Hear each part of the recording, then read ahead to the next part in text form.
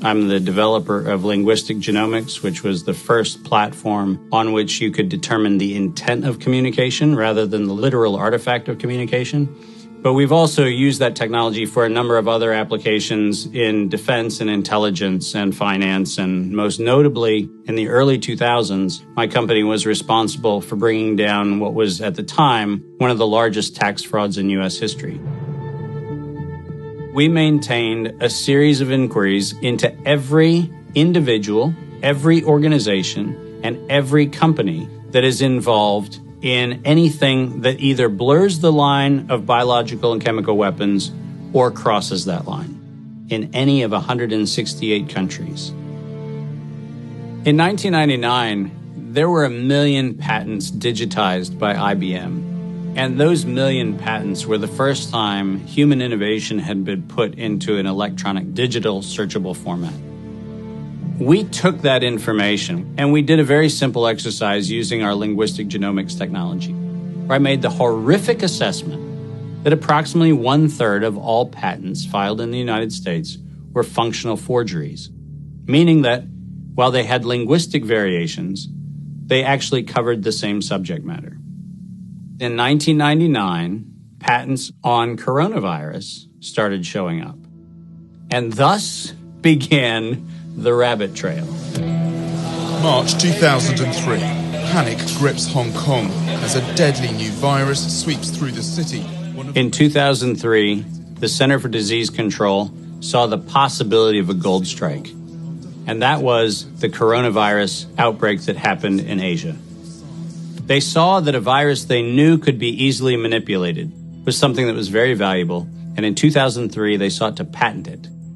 And they made sure that they controlled the proprietary rights to the disease, to the virus, and to its detection, and all of the measurement of it.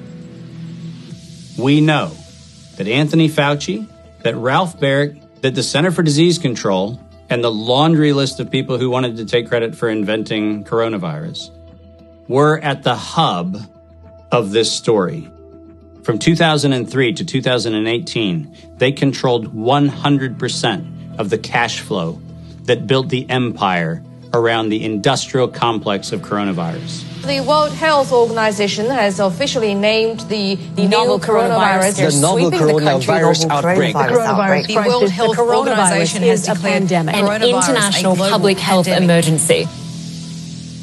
While we know that the coronavirus manipulation started with Dr. Ralph Baric in 1999. The major characteristics of SARS, MERS, and SARS coronavirus 2, it's a good way for you... Ralph Baric is the researcher at the University of North Carolina, Chapel Hill, who's famous for his chimeric coronavirus research. In 2002, there was a recognition that the coronavirus was seen as an exploitable mechanism for both good and ill. On April the 25th, 2003, the U.S. Center for Disease Control filed a patent on the coronavirus transmitted to humans. Under 35 U.S. Code Section 101, nature is prohibited from being patented. Either SARS coronavirus was manufactured, therefore making a patent on it legal, or it was natural, therefore making a patent on it illegal. If it was manufactured, it was a violation of biological and chemical weapons, treaties, and laws. If it was natural, filing a patent on it was illegal. In either outcome, both are illegal. In the spring of 2007, the CDC filed a petition with the Patent Office to keep their application confidential and private. They actually filed patents on not only the virus, but they also filed patents on its detection and a kit to measure it.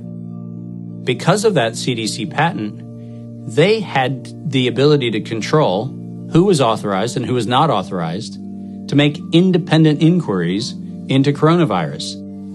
You cannot look at the virus, you cannot measure it, you cannot develop a test kit for it. And by ultimately receiving the patents that constrained anyone from using it, they had the means, they had the motive, and most of all, they had the monetary gain from turning coronavirus from a pathogen to profit.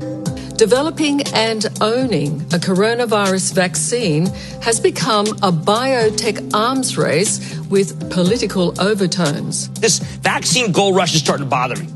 Gold rush. Let's keep that in mind. And so somewhere between 2012 and 2013, something happened.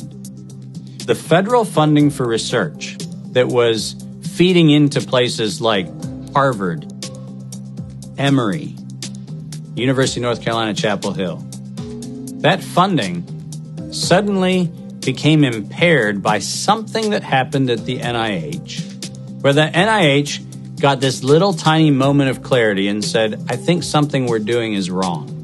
And in 2013, the NIH said, gain-of-function research on coronavirus should be suspended. The National Institutes of Health had a moral and social and potentially legal reason to object to research. But the letters that were sent to the researchers essentially said, you are receiving notice that we're telling you to stop. And now on the bottom of the page, we're going to clarify what stop means. Keep going.